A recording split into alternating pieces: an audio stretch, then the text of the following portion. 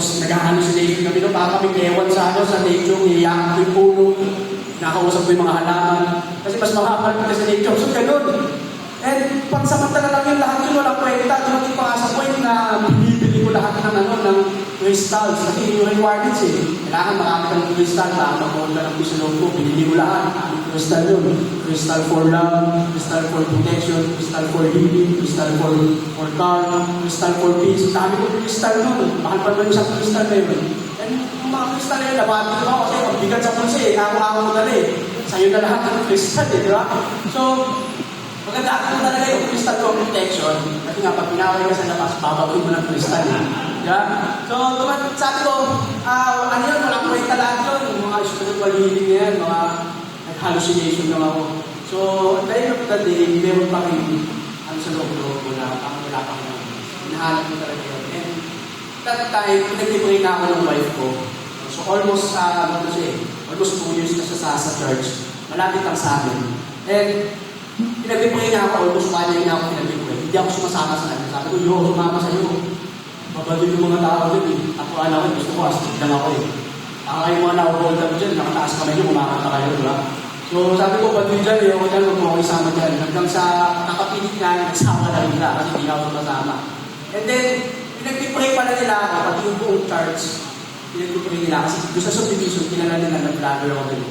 Tapos parang unti-unti, nafe-feel ko na parang tinatawag ng Lord, alam mo yun, sa Facebook, unti-unti nakakatambay na ako ng mga nagsishare ng gospel, ako dito, may nagsishare ng Bible. So unti-unti napapanood ko sila, nakatambayan ko sila. And then parang, sa tingin ko, parang may dating, parang medyo okay And then, naalala ko, July 19, Sabado ng gabi, kasi ang creative juice ko sa pagkagawa ng content, ano yan mga madaling araw, alas 12 hanggang alas 3, depo na ako sa mga content, etc. Pero ang weird lang, kasi nung Saturday ng gabi, ang naisip ko lang, gusto ko magsimba bukas. Yun lang, kung weird dito, baka gusto ko magsimba, yung magsimba dati. So, kinabukasan, kasi ako na maaga, and sabi ko sa wife ko, magsisimba ako, sama ko sa iyo. Nagulat siya. Tagal niya ako pinag-pray, di ba? Tapos ako na rin yung pusa. Talaga nakita ko yung reaction niya, speechless po siya. Ano ba yung reaction niya? Sabi niya, wala na sinabi. Yung speechless niya Ito yung speech mo. No, speechless siya. Sabi niya, excited kami, punta kami ng church. Tapos, yun na. First church ko, is parang nakaramdam ako ng hinawa. Sabi ko, okay ko pag may kuhot yung mga sermon. Sabi ko, try ko ulit, second Sunday. So, second Sunday, nagsimba ulit ako, and umorder na ako ng Bible. Umorder na ako ng Bible. And Monday, July 28, dumating yung Bible ko, alas 3 ng hapon, nasa loob ako ng sasakyan. Hawak ko yung Bible ko. Sabi sa church, ako magbasa ng Bible ko, magbasa ka, baka mag-ibig ka. Nagsasan ako, sabi ko, Lord, first time ko magpapasa ng Bible, and sana, bigyan mo ako ng knowledge na pinitigan ko. Then yun, kapag nagbabasa ako, nakita ko pa nga yung Bible. Nakaiba yung mga ibang books, siguro nakakabulod. Sa table of contents, ang hirap masahin yung iba Deuteronomy, mga ganun ba? Ecclesiastes pala, no? So, doon ako nag-start sa Book of John. Kasi hindi ko pwede sa masahin John. So, start ako sa Book of John. And then, habang binabasa ko siya, yung pinag-iintindihan ko, and then, hindi ko namamalaya. Umiyak na ako. Parang binuhusan ng malamig ng tubig na doon sa loob na sasakyan. Naka-upload ko sa Facebook page ko. At yung video ko na umiyak ako. First time ko magbasa ng Bible. And umiyak ako. And as much as possible, sabi ko nga, hindi ko astig ako. Hanggang maaari, hindi ako ipapakita ng emosyon.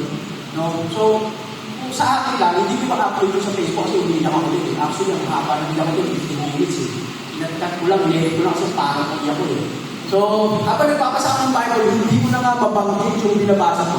Kasi talagang nakaramdam na ako ng kakaiba. Parang doon na ako nag-usap ni Lord na, Evo. Ayan, so yan yung naka-upload sa Facebook ko. Totoo yan. So, first time ko yan, talaga hindi ko alam kung bakit gano'n mo nangyari sa akin. Sabi nila, nakaramdaman ko yung presence ni Lord, nakita na yung spirit. And ang nakaramdaman ko po doon is tapo. Kasi nung tayo na nabasa ko doon, kaya ako umiyak. Sabi sa John 11:35, and Jesus wept. Iyak si Lord, kaya umiyak na rin ako. Iba yung sabi sa Mega din, no? So, sabi sa John 5, verse 28 to 29, ito ang iyak. Sabi doon, don't be surprised indeed, the time is coming when all the dead in the graves will hear the voice of God's Son. Those who have done good will rise to experience eternal life. And those who have continued in evil will rise to experience judgment. So nagulat ako, sabi ko, judgment pala, namitintay sa akin. Pinagpatuloy ko yung kasalanan ko, yung mga last na kasalanan ko, yung judgment pala. Nung time na yun, nakakamda ko ng tao. Actually, yung verse na yun, mas marami pa mas touchy na verse doon, bago yun. Pero doon ako umiyak, hindi na lang ko bakit. So, pinakanta ko yun sa akin doon na may judgment talaga. Buti na lang na binasa ko yun, buti na lang na nabasa ko. Mas paano na lang kung namatay ako, kasi hindi ko nabasa ko, di ba? Paano na lang, sila ako magdideliver ko sa impyerno, di ba? So, pero, kahit nakaramdam ako ng takot sa Diyos, mas naramdaman ko yung love ni God na hindi niya ako pinabayaan. Alam mo yun, talagang pinalapit na ako sa Kanya. And that time, doon ko tinanggap si Lord sa buhay ko. No? And nag-repent ako doon sa kasalanan ko. So, wala kang kita ng malaking kasalanan. Nag-repent ko kay Lord. Sabi ko, yung mga kasalanan ko, hindi ako lang umalik sa lahat ng buhay ko. So, sa isang bigla, alam mo, bakit ginagawa ni Lord. No? And sabi ko nga dati, hindi ko kayang baguhin yung sarili ko. Kasi hindi talaga natin kaya na tayo lang. Kailangan natin ng Diyos. Hindi mo pinili sa atin. No? Basta ihabol lang natin yung sarili natin sa Kanya na kailangan natin siya. So, nung time na yun, talagang parang nagbago na yung bigla yung manuhol, yung pananaw ko. Unang binago sa akin yun, yung sabi ni Lord, baguhin mo yung relasyon mo sa asawa ko. Itama mo. So, after 3 days po, no, dati wala akong mindset ko, ayoko magpakasal. Sabi ko sa asawa ko, huwag tayo magpakasal. Wala, blessing tayo. Tapos mamaya, pagkasal tayo, nagkawal tayo, puno yung bahay, palayasin ko, di ba? So, sabi ko, huwag tayo magpakasal. Kasi, dami nga kakilala mga ano kasal, tapos, iwalay lang, di ba? So, tayo, tayo pakasal. Pero sabi nila, mabuhin mo, itama ko sa mata ng, gusto ko itama sa mata ng Diyos. Then, after 3 days po, nag-propose ako sa asawa ko. So, wala pa natin si Lord. Nag-propose ako sa asawa ko. Almost 8 years na kami, 9 years kami nagsasama.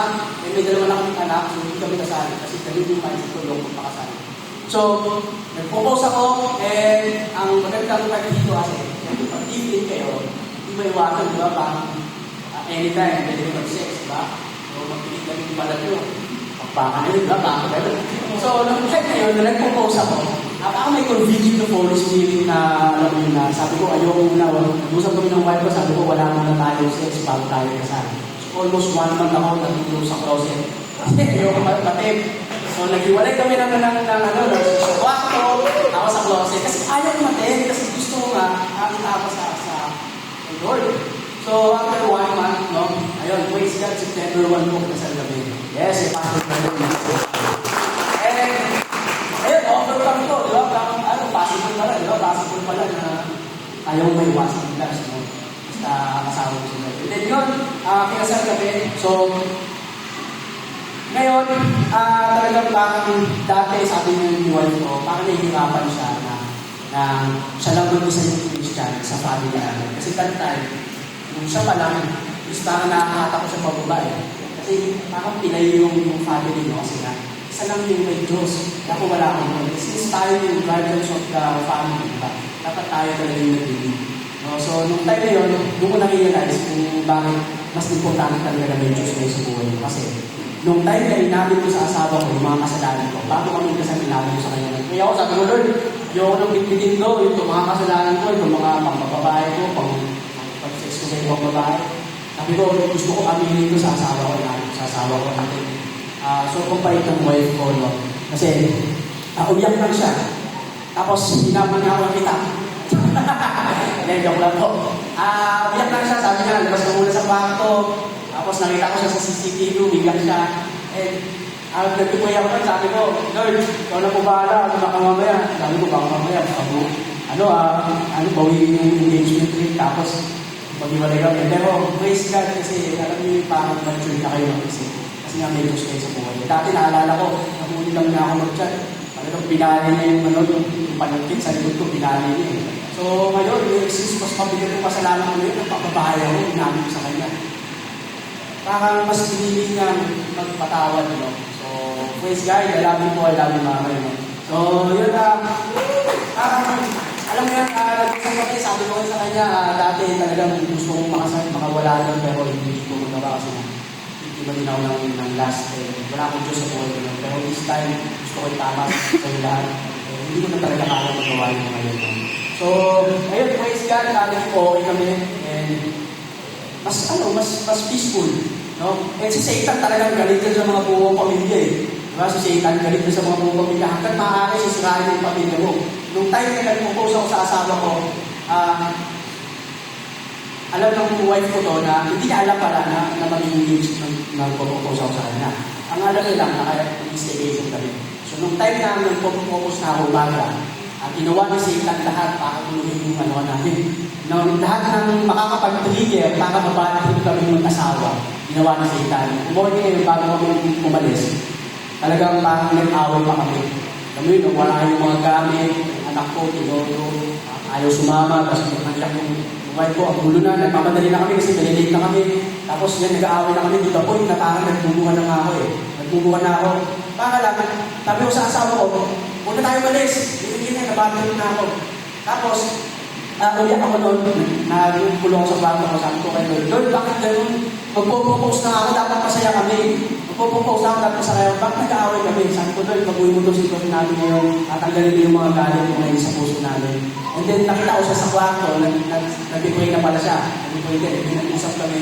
And yun, sa isang bigla talagang binago nyo yung sitwasyon na yun. And so, peaceful kasi, umalis kami, hindi kami na-late. So, peaceful ng happy, kinatuloy yung engagement, di ba? So, pantakin mo yun, di ba? Sa Satan talagang ginugulo na kami, ang daming temptation natin, para lang ayaw niya nung maayos kayo eh. So, dati din, naiinis ako sa kanya kasi pag Wednesday, 7 p.m., may meeting. Naiinis ako dati, sabi ko, sasama ko sa mga ganyan, dapat nagluluto ko na lang, para wala tayo.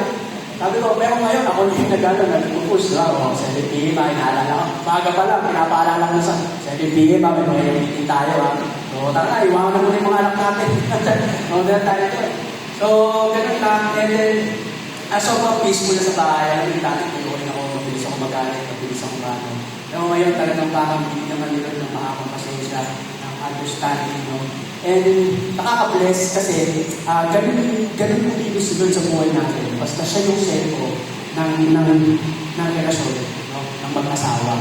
And doon ko na-realize na mas importante talaga na kayo mo mag-asawa is may Diyos sa buhay mo.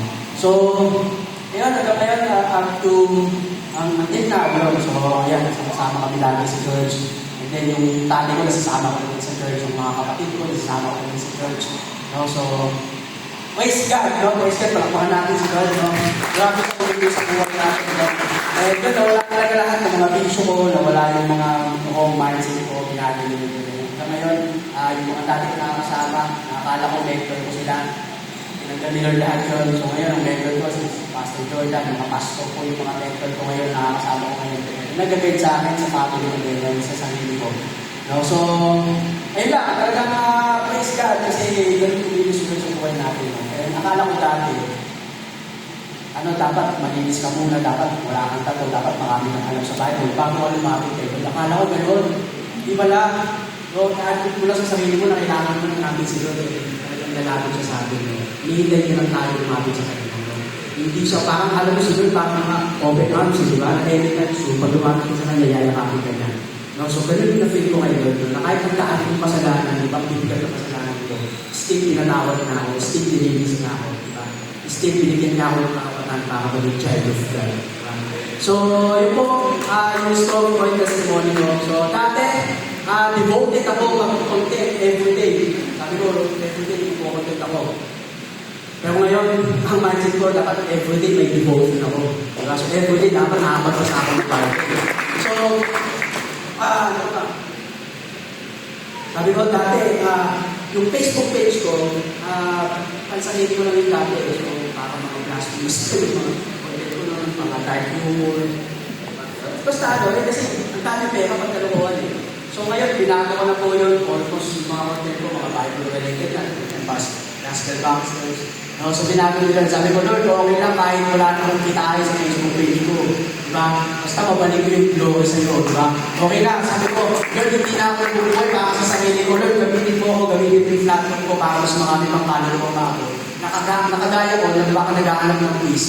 and maging way din yung mga videos ko, yung testimony ko, para lumapit sila kay Lord. And praise God, talagang ginagamit ako ni Lord kasi talagang kami dalawa ni Pastor Jordan, kung saan kami pupunta, iba't ibang lugar, nag-testimony ako. May speeches, nasama niya ako, testimony ako doon. And then, maraming tao na nagpapasalamat sa akin, maraming mga non-believer na nag-message sa akin na, Lord, napanood ko yung testimony mo, napanood ko yung pag-iyak ko sa kotse, ganyan, and praise God, kasi talagang napalapit sila kay Lord dahil sa mga ganong testimony natin. No? So, praise God, kasi dati, ang content ko, nag-deliver ako ng packset, pero ngayon, nag-deliver na ako ng gospel. Nilaman ko sa lahat. Yes!